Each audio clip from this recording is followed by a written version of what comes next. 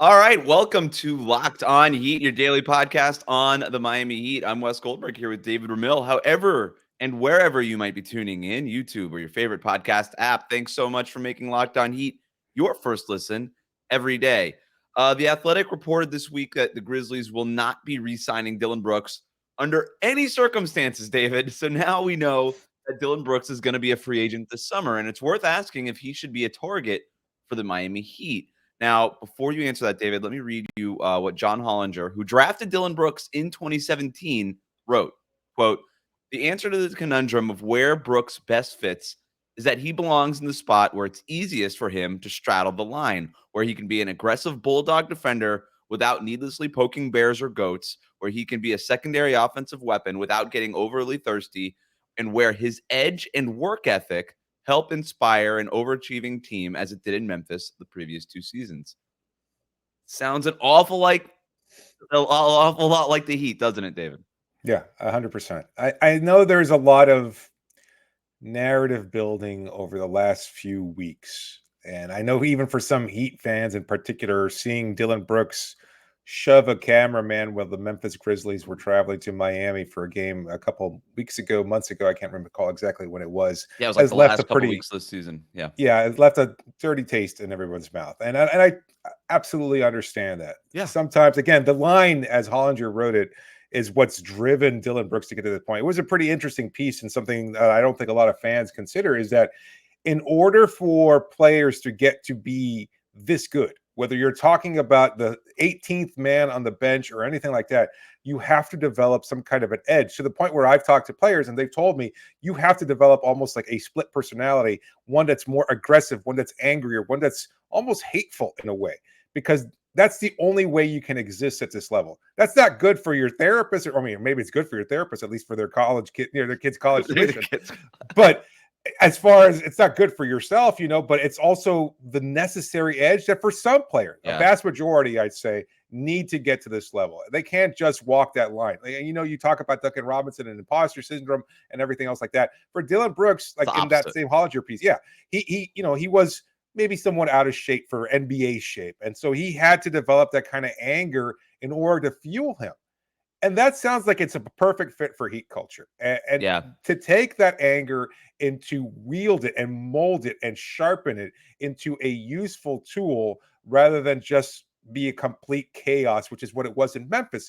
Not to say that that structure in Memphis didn't exist, but between the front office, it didn't exist. The coaching staff, it did not exist. And that's fair. The players themselves, there was no I'm accountability. not surprised. There's no accountability. I'm not surprised that everything that happened with Ja Morant and everything, and then when Dillon Brooks went, this has always been Dillon Brooks. Okay, we know that. But it just went to the other level. As John Hollinger wrote, he crossed the line, right? He was always sort of straddling the line. Then you cross the line. Draymond Green crossed the line when he punched Jordan Poole in the face. It happens. It doesn't surprise me that it all sort of spiraled out of control after they traded Danny Green away. Danny Green he didn't play. But he was in that locker room. Steven Adams hurt too. Steven Adams hurt. But even Steven Adams, people think because of the beard and everything, they think he's like 35. Oh, right. He's only 27, right? Yeah, he's only 27 years old. Like, Danny Green has won championships. He's been with the Spurs. He's been around, man. Like, that guy has so much weight in locker rooms. And when you trade him away, now you've got Ja Morant going off on his own and partying and getting into trouble and all these other things coming out with him. And then the Dillon Brooks stuff kind of spirals. There's nobody there really, like, when he's saying this stuff about LeBron in the playoffs, there's no Danny Green there to be like, hey, man, why don't we just bring this back a little bit? I've played this guy in the playoffs. Dial it back, like, you don't know what, like, when you poke, like, he's going to come back. And that's exactly what happened. And so I look at what it is that the Miami Heat have in place. And you think Dillon Brooks is getting away with that in Udonis Haslam's locker room, in Jimmy Butler's locker room? In Bam Adebayo's locker room, even I think what's the Grizzlies coach name is Taylor Jenkins. He's a very good coach, X's and O's, but he's new. He's green. You think Spo knows how to relate to these players and kind of figure out those things much better than I think a greener coach would. And so I'm not saying it would be without speed bumps, but it would be a lot more manageable in Miami's locker room. You know how I know that is because we already saw it with Jimmy Butler, a different degree of player. But yeah, a dozen times. Birdman.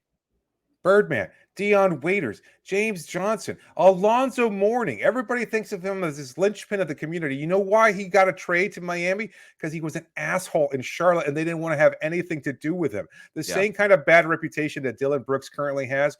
Alonzo was a malcontent who wanted to get paid a shit ton of money, and he wasn't going to get it from the Hornets ownership. And so they traded him for what they thought. Looking at Glenn Rice and Khalid Reeves and Matt Geiger, that's not much of a package for an all-star at that Glenn time. Rice with or without the flat top at that point? With. Wait. Well, no, maybe he had shaved it. He might have shaved it right before then. That's probably what happened. That's probably why that didn't work out for Charlotte. I don't think that's what it was. I think the big question, but with somebody like Zoe, right? Obviously, it ended up being worth it. Defensive Player of the Year, best stretch of the Heat's franchise at that point. Sure. With Birdman, obviously was worth it. 27-game win streak immediately after signing him. With Jimmy Butler, clearly that was worth it. And I bring this up all the time, but I was kind of trying to find like old quotes about the Jimmy Butler trade about what it was like when he was in Philly and Minnesota. And a lot of the stuff really does sort of echo the same stuff with Dillon Brooks, right? And I always come across the CBS trade grades thing. I don't know if it's like my Google algorithm. Every time I like go back to Jimmy Old, it kind of lifts up to the top of my, and they gave the Heat a B for that because of the baggage that Jimmy Butler comes with. And they gave the Sixers an A, even though they only got Josh. They didn't even get the pick in that deal. They just got Josh Richardson. It was crazy. Anyway, I'm off the rails there. The point is, well, it's a pattern of Miami trading for these kinds of players and maximizing what they bring to the table, because other organizations don't have that structure, don't have that accountability, don't have Pat Riley, Udonis Haslem, Eric Spoelstra, and the stability of an organization that's been there since 1995 and continues to be there 31 years later. That's the big question. Miami and Heat culture has to do. The question is the player worth it? Is what it is that Dillon Brooks brings on the court worth it? So let's go through some of the pros and cons here. And then I do want to kind of touch on in a second what it is that the Heat can do in order to sign Dillon Brooks. Do they even have the cap space? How would that even work? But is there even a need? Is there even a need? So in terms of the pros of Dillon Brooks, he's a little bit of like one of those Patrick Beverley defenders, and it kind of feels like he's doing more than he actually is. There's a lot of like kind of on needless fouls that he got, and but he is a great wing defender. Like I would have had him on my all NBA defense team if I had a vote. Third team. Well, we only have two teams. I think I might have been on my first team. He had a great year. He was very important to Memphis's defense over the last few years. He is a great wing defender who can play alongside Jimmy and Bam.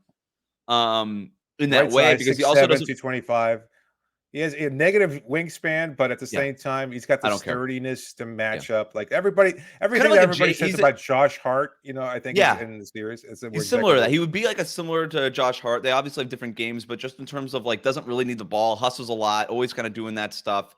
One of those guys that you want on your team as long as he's not kind of going over that line that Hollinger wrote about. But and then I think you could play him almost like Jay Crowder. Right, he's not as big as Jay Crowder, but he's strong like Jay Crowder. On this team, he would be starting at the 4. Yeah, ideally that's not his position, but you could probably do that if you wanted to. And then if you're starting Caleb at power forward, you can start Dillon Brooks at power forward. Yeah, and I actually was thinking I was kind of going through this and daydreaming of a lineup of Tyler Herro, Caleb Martin, Jimmy Butler, Dillon Brooks, and Bam Adebayo. That is a very good defensive team with enough shot making between Tyler and Jimmy and whatever it is that Bam's going to give you. And Dillon Brooks, because let's not forget, part of the reason why he's not going to be signing. Yeah, I mean, this is a con, is that he wants a bigger role in the Memphis offense, and he wasn't going to get it with John Morant there, with Desmond Bane there. He's just he took too many shots. You kind of have to wrangle him in on the court. Be like, maybe not do that one. But the thing is, this was only a problem tell him no? Last couple of years, and there's nobody to tell him no. There's no Jimmy Butler to just be like, dude, no, that's I'm not. And I think John Morant is a superstar talent, no doubt about it. Obviously, still learning to be a superstar leader. Obviously, he's got his own thing. That's not even a critique, right? Exactly. But the thing is, if Dillon Brooks is shooting 35% from 3-point range the way he did over his first 4 seasons, I'm okay with him taking threes, right? But he's shot 32% over the last 2. So I think there's a fair question to be like, is this guy 3 and D, or is this guy just D? Because that 3 part really hasn't been part of the equation over the last couple of years. And I think that's part of the scouting process, is being like, what is this jumper really? Is it something that we could fix? Can he rediscover that mid-30s? He doesn't need to go out and shoot 40%. He doesn't need to be like what the Heat hope Duncan Robinson and Max Strus to be. But he just in those mid-30s with that level of defense, That's a good player. That's a helpful player. Yeah, I think there's a role for him. Like, there's a lot of talk now. It's like, oh, nobody wants him. This is not somebody in their late 30s or something like that that has just burned his way off a team. Like, he has enough talent. Again, he's a starter on a playoff team and has been for a number of years. Like, that's not something you're going to discount and overlook. So while there's He this won at kind a of high level at Oregon too, Final Four. Like that guy right, has been around winning and he basketball a was their lot. best player on the team. So there's a Yep, lot to he was. consider That was there. a good team He's too. not. He's not he's not a scrub, and I hate saying that because but that's the interpretation a lot of people have of, like, guys that maybe are on their way out of the league is, oh, they're washed up, they're no longer any good, etc. That's not who Dillon Brooks is. Like, there baggage, yeah, sure, I because he don't. Yeah. walks that line, but I Yes. think it's also being overstated. I think, look, he burned his way out of Memphis. Well, he's I think easy punching bag, man. Like he put himself in the joke. yes, Like he's not going to do that in Miami. those emails that we always get He's from not like going to Jim do that in Miami. Shapiro. There's Yeah, something new. Did you see this one today? I think it was this afternoon. Most negative tweets about an NBA player, and it was like Dillon Brooks at like 7 million bad tweets, and I was like, those are all the tweets about Dillon Brooks. Like they're all negative. Like he's such an easy, and he deserves it. He acted like a fool in the playoffs, man. Like it was stupid. It was just flatly dumb what he did. But I think if you put him in the right locker room, I there's and with players who can hold him accountable, I think that a possibility that some of that stuff doesn't happen if he's in that kind of locker room. Look, now I I will say, can I add a con to that though? If we're looking at pros sure. and cons here, Yeah, let's the wrap that fact part up. that Udonis won't be in that locker room is a big concern I for me. did consider that, but he's going to be around the team Yes, next year, even after and retirement, and and and he'll still be no. helpful. I mean, I've talked about it a number of times, the difference between what makes Udonis and so effective and such a voice and a power in that locker room. And look, Dillon Brooks himself shouted out Udonis Haslem as a veteran that commands respect and has earned that respect across the NBA. We're kind of overlooking that. This was a story a month and a half ago when Dillon Brooks said it. And again, it was kind of like a subtext to some other jackassery of some Yeah, other sure. comment that he said. I can't recall exactly what the conversation was, but when he mentioned a veteran that he respects, it was Udonis Haslem. So yeah, you So don't think that Haslam would? Yeah, Haslam would carry that respect. I know it'll be a little bit different for new it will be a players little who were different. not in the locker room with UD as a player, but since Dillon Brooks has such reverence for him, I think he would listen if UD was saying maybe don't do this with LeBron or Yeah, this yeah, superstar. yeah, Maybe just yeah. hey, like Rein take it it in, from me. youngin. Don't do this. That And kind of yeah, thing. yeah, exactly. And like I said, Jimmy Butler can do that. Bam Adebayo can do that. Eric Spoelstra can do that. Like there is just a level of accountability that exists in that Miami locker room and other locker rooms too. It's not just the Miami Heat that clearly did not exist in that Memphis locker room. And this is why, like, not to, and I don't want to do this, so I'll be quick with this, but like the whole Sam Presti stuff and the Daryl Morey stuff about like, or earlier Daryl Morey, not really current Daryl Morey, but like, hey, let's just get as many of like these young guys and see who pops in that locker room. I was like, no, you're missing sort of the culture setting Yeah, stuff. yeah. And it's a big reason why I think the Kevin Durant, Russell Westbrook, James Harden thing didn't work in OKC and they never won a championship. It worked, but they never won a championship. It's because they never really Wow. had that guy. You know what I Nick mean? And Collison erasure. That's crazy talk. sorry, all apologies to Nick Collison and everything Wow. that's due to him. But Jeez. all right. So in terms of, I think we hit the pros and cons there. He's a simple player, right? At best, he's a 3-and-D player. At worst, he's a defensive You menace. think Who his is offense is impactful. salvageable? Because I think that's I the do. big question about what happens, whatever team he joins, whether it's Miami or somewhere Yeah, I else. think he needs to not take his. And by the way, he did take fewer shots and fewer dumb shots as But he this wanted a season bigger went on. role. He does want a bigger role, but we've seen this even in the past with a guy like PJ Tucker. It's like, what is a bigger role? I don't think Dillon Brooks wants a bigger role the way that Jaylen Brown wants a bigger role. Jaylen Brown wants to be like the star. Dillon Brooks, I think, is self-aware enough to be like, yeah, I'm not John Morant. I get that. I think he just wants to be able to do a little bit more. Where we saw that with PJ Tucker his 1 year in Miami, it was like all he wanted to do was just like attack off the dribble once in a while. And I think that's just kind of what Dillon Brooks wants. And just not to be like yelled at every time he takes a three. Like he's like second coming of Mario Chalmers. But I would go for it. Yeah. I would. I think he'll probably go for the mid-level exception. The Heat have some luxury tax concerns, but if they can keep that taxpayer mid-level exception, which would mean Didn't they use other it on things Kevin Love? happening, what? Didn't they use that for Kevin Love? That's a They biannual could, or they could use, or they could just re-sign him with like the early. No, but bird rights. didn't they use it Oh, for didn't to they? sign him? Yeah, I think they did. Yeah, In the but they 3 could. million. I don't know what happens with this new CBA if you get the new one or whatever. Oh, If there's a portion of it fair that you enough. can use, or I oh think no, I'm at the sorry, but time they what use he said. they didn't use because they're not a taxpayer team this year. So I think they had their regular mid level for this league calendar year, Okay. non-taxpayer, and then next year when they end the tax, they would get the taxpayer MLE. So I think that they could use that.